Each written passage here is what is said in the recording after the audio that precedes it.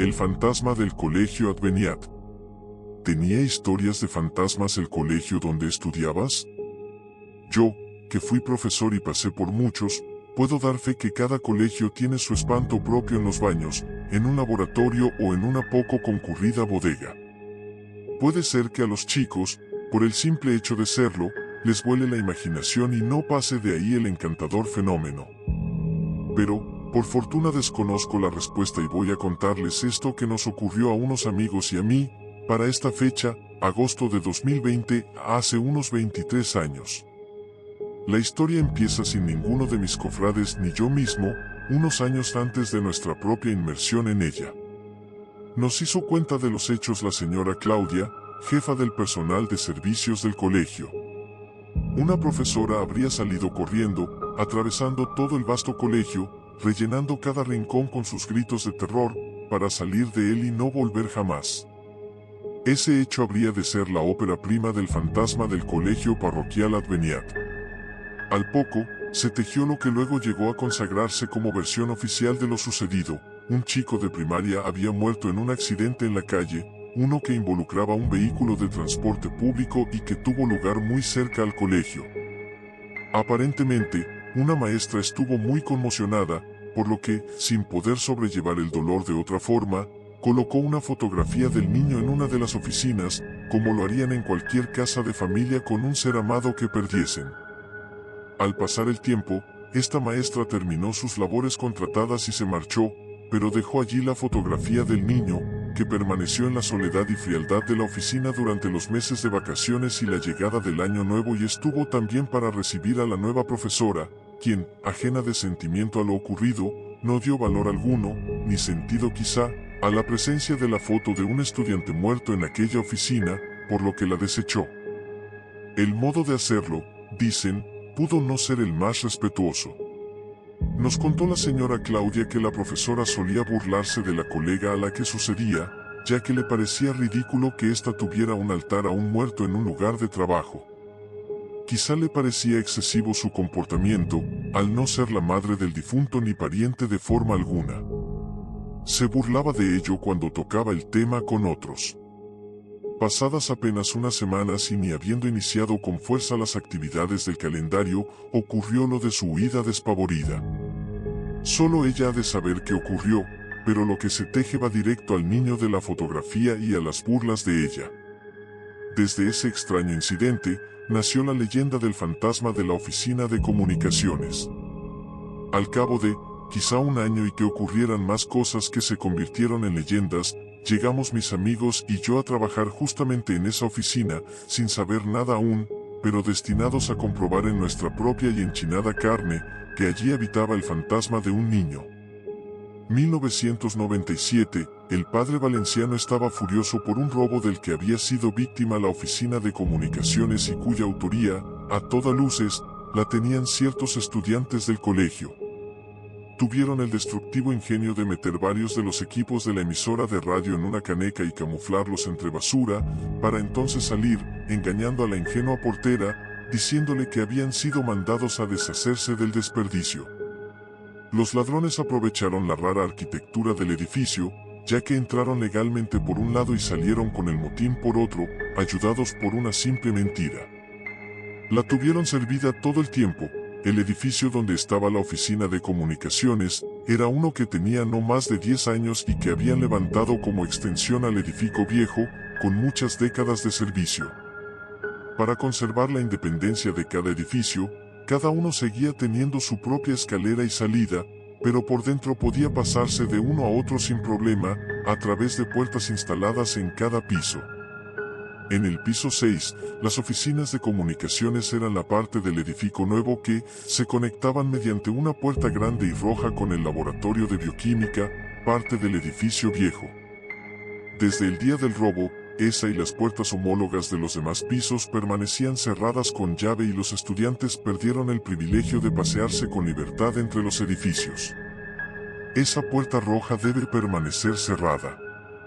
Si hay otra pérdida, ustedes responden. Nos tronó el rector valenciano, como bienvenida. De esa forma, Nos acostumbramos rapidito a cargar las llaves y abrir para pasar de un lado a otro y volver a cerrar con llave. Teníamos el privilegio de pasar de un lado a otro solo porque nuestro material de trabajo se guardaba en la oficina de comunicaciones, pero le dábamos uso siempre del otro lado, en el edificio viejo. Aquí no pueden entrar estudiantes bajo ninguna circunstancia. Así estén que se les revientan los riñones y tumben la puerta a golpes, no los dejen pasar a usar el baño. Que bajen hasta el colegio. La determinación del rector era de hierro. Ya tendríamos oportunidad de comprobar que los estudiantes que estuvieran en clase en el laboratorio de bioquímica estarían casi permanentemente ávidos de usar nuestro baño. Dicho sea de una vez, que en ese laboratorio había estanterías con frascos llenos de formol y animales flotando en él. Había también un feto y también un esqueleto humano colgando en una esquina. Javier, John y yo teníamos la responsabilidad de transmitir los eventos de la Semana Santa, celebrados en la parroquia, por la televisión comunal. Para preparar la logística, el rector no tuvo más remedio que permitirnos el paso libre por la totalidad de ambos edificios y así poder pasar cables y hacer pruebas. Y fue justamente durante dicha tarea que ocurrió lo primero. ¿Ya casi? Le pregunté a John a través del radioteléfono. Espérate, men, que apenas voy llegando a casa cural. Yo estaba en el piso 6 del edificio nuevo. Como eran las 7 de la noche de un sábado, el previo al Domingo de Ramos, no había absolutamente nadie más allí. En el primer piso del edificio viejo, estaba él, también solo, en medio de la inmensidad y la penumbra, rumbo al templo. Acababa de decir que iba llegando a casa cural, lo cual significaba que estaba por pasar por los osarios. Uy, parce, aquí hace un frío hediondo, me comentó. ¿Ya está en los osarios? Sipi, saliendo. Si había cruzado ya, tenía que estar en el templo. John había perdido la apuesta con que decidimos quién llevaría la cámara al templo. El caricellazo me favoreció a mí, para quedarme en la oficina y hacer de The Master. Javier, que se ufanaba de ser el más racional, no estaba esa noche y entre John y yo, ninguno quería ser el infortunado que fuera solo a esa fantasmagórica travesía por parte del colegio desolado y oscuro, que tenía en especial 3 pasajes muy tenebrosos: el área de preescolar, que era la parte más vieja de todo el colegio y tenía un tablado rechinante y marionetas colgadas en las paredes, que a media luz lucían escalofriantes. Otra, el jardín de la casa cural, que tenía plantas descoloridas en materas que parecían sacadas de una novela de Stephen King. Y la otra, los osarios. Un pasaje obligatorio para llegar al templo desde dentro, donde cada vez que se atravesaba, parecía costar un poco de energía vital, por el frío estremecedor y el olor a piedra y formol. Listo, se ve, se oye. Voy a hablarle por el micrófono de la cámara, ¿vale? Y me dice si se oye. John estuvo hablando durante toda su valiente travesía, obviamente para distraer el miedo. Lo veo y lo oigo, pero el video tiene un tris de lluvia. Vale, voy a moverle la maricadita esa al canal y me las canta cuando se vea bien, ¿sí? Dele. Juan. Como se ve, nada que se arregla. Juan. Juancho, ¿qué pasó? ¿Ya se ve bien o qué? A ver, ¿cómo les explico? Cuando algo paranormal ocurre pero todavía no sabes que es algo paranormal, pues no sientes miedo sino duda.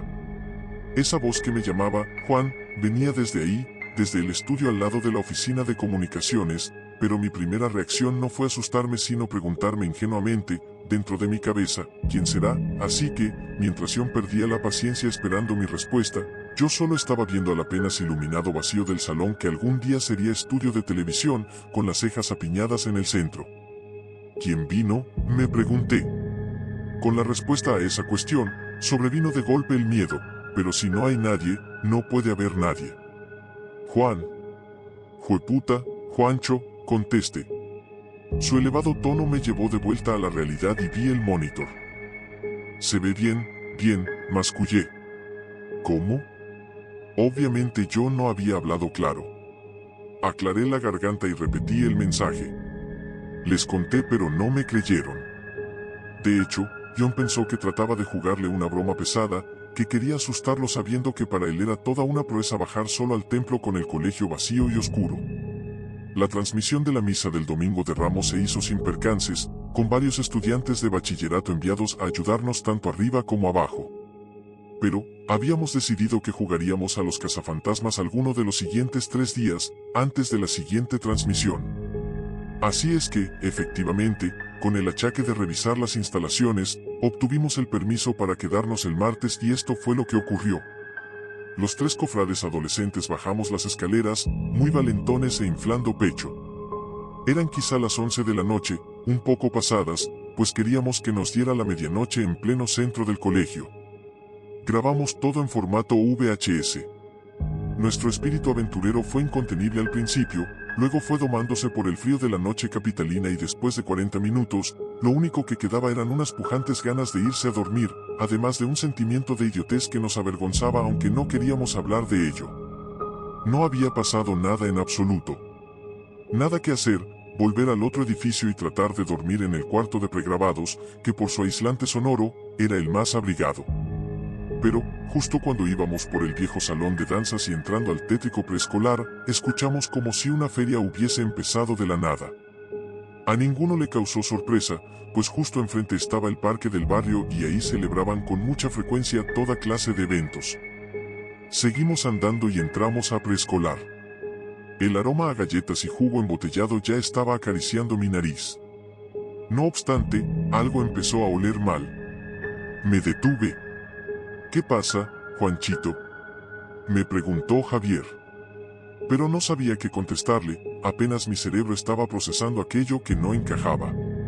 Momentos después, lo deduje, el ruido de lo que nos había parecido una repentina feria de barriada, todavía debería sentirse muy fuerte ahí en preescolar, pero, al contrario, ya se había ahogado.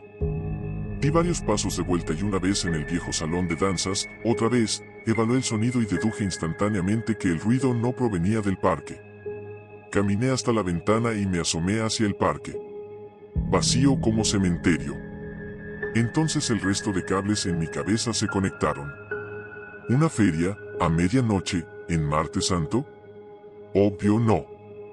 Entonces, esa bulla que parecía de alguien hablando con micrófono y altavoces, ¿qué era? No se entendía lo que decía, pero tenía eco y podía deducirse que tenía muy buen volumen.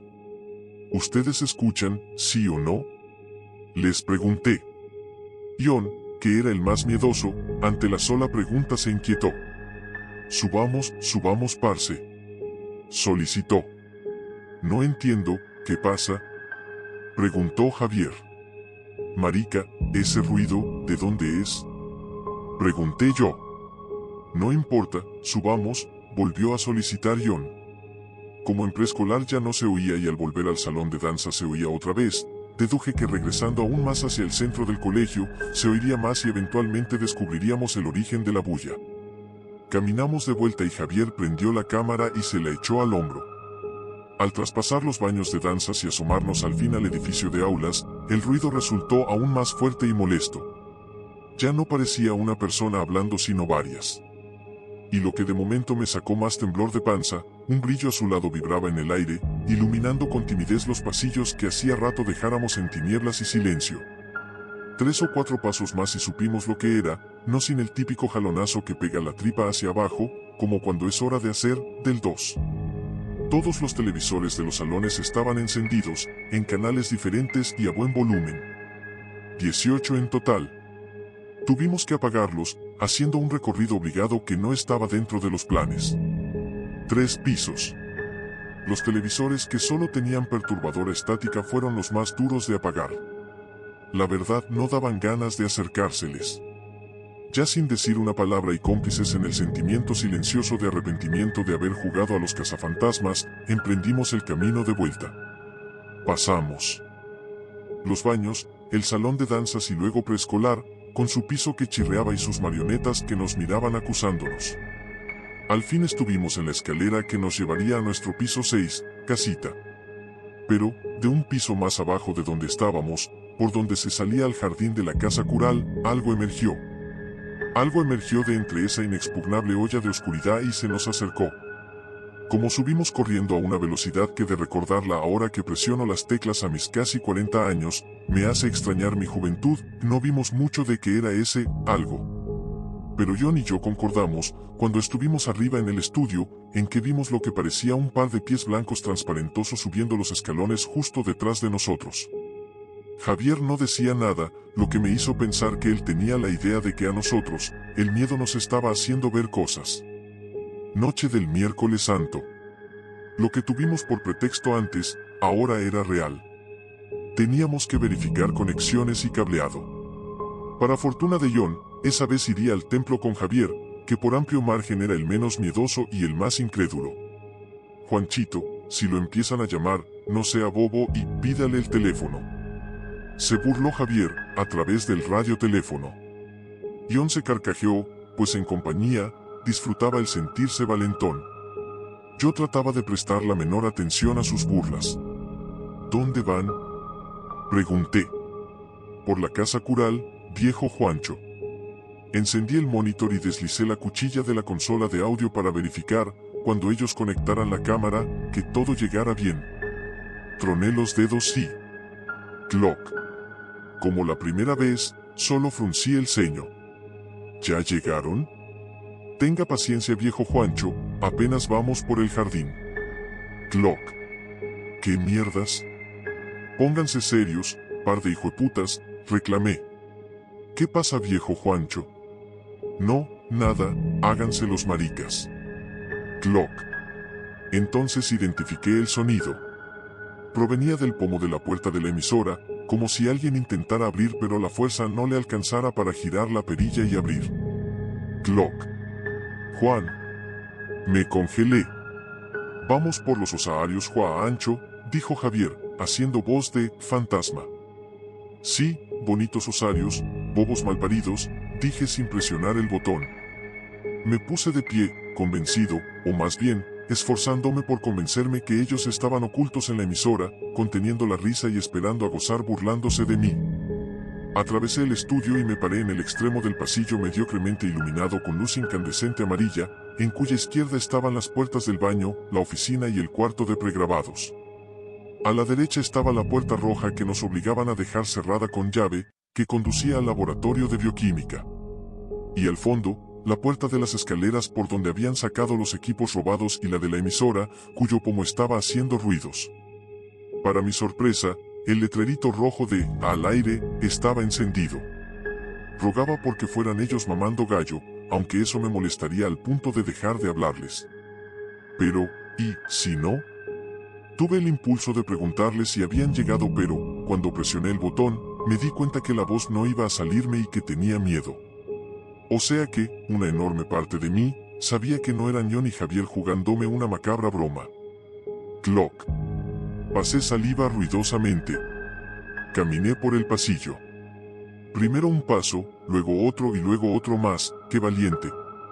Pero mi valentía se convirtió rápidamente en ganas de defecar, cuando ocurrió lo mismo que hacía casi 24 horas en el edificio viejo, bulla. Los bajos retumbaban en el pasillo y llegaban a mis oídos como caricias de un muerto. Algo estridente sonó detrás mío, como un grito del más allá. ¿Listo, Juanchito, vamos a prender la cámara, viejo Juancho? Volteé a ver hacia el estudio y vi a Javier a través del monitor, en el templo, haciéndole morisquetas a la cámara que obviamente llevaba John al hombro. Exhalé hasta la última gota de aire y volví a poner mis ojos en ese «al aire». ¿Viejo Juancho? Con las piernas hechas mantequilla, anduve hasta completar el pasillo. Abrí la puerta de la emisora y el ruido salió como una fiera. Sin mayor esfuerzo, porque era una habitación pequeña, inspeccioné el oscuro interior de la emisora. Lo único que vi, ahí brillando en la oscuridad, me hizo descuajar las tripas. Parecían los amarillos ojos del diablo mirándome, como si éste estuviera viéndome desde antes, atravesando la madera de la puerta con sus ojos de fuego. Pero solo era el display digital del equipo de sonido. Viejo Juancho, póngase serio, brother, conteste. Tuve el impulso de entrar y apagar el equipo, pero me detuvo la idea paranoica de que si entraba, la puerta se cerraría sola y me quedaría allí. Así que fui hasta la oficina y arrastré una silla para ponerla bajo el umbral de la puerta de la emisora. Entonces entré y apagué el equipo de sonido. Juanchito, carraspeé con la intención de evaluar si ya tenía voz para responder. pero sonó por última vez aquel siniestro y apenas audible Juan, seguido del estruendo de las butacas de madera del laboratorio, como si alguien corriera entre ellas sin importarle desordenarlas y ni siquiera tirar algunas. Chinos, me están asustando, dije, con un hilo de voz. Unos meses más tarde, ya recuperado del susto y hasta habiéndolo vuelto una exitosa leyenda escolar, estábamos de vuelta en la rutina. Sábado, hacia las 2 de la tarde. Nadie en el edificio excepto John y yo. Hacíamos edición a videos de bautizos y bodas, con los que ganábamos algún centavo.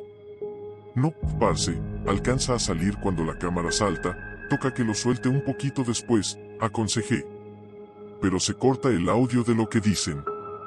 Pille, no quedaría diciendo, felicidades, sino, licidades. Para no volver a editar todo, toca meter el audio en off y poner, ¿qué ponemos? Un flash o algo. No, una negrilla. Antes queda con suspenso. Uy sí, qué chimba. Seguimos concentrados con los dedos puestos sobre los botones de los equipos de edición y los ojos sobre los monitores, pero algo muy tenue llamó nuestra atención. Un estudiante, vistiendo el uniforme del colegio, pasó hacia el baño. Mire, un chino se metió al baño, avisé. Oiga, chinito, no puede entrar ahí, hey, hey, hey. Exclamó John, ah, que va, ya se metió. Será dejarlo, se resignó. Seguimos editando. Un efecto allí, un efecto allá, una música aquí y una locución allá. Oiga, ¿el chinito ya salió del baño? Pregunté, ¿usted lo vio? No, no ha salido.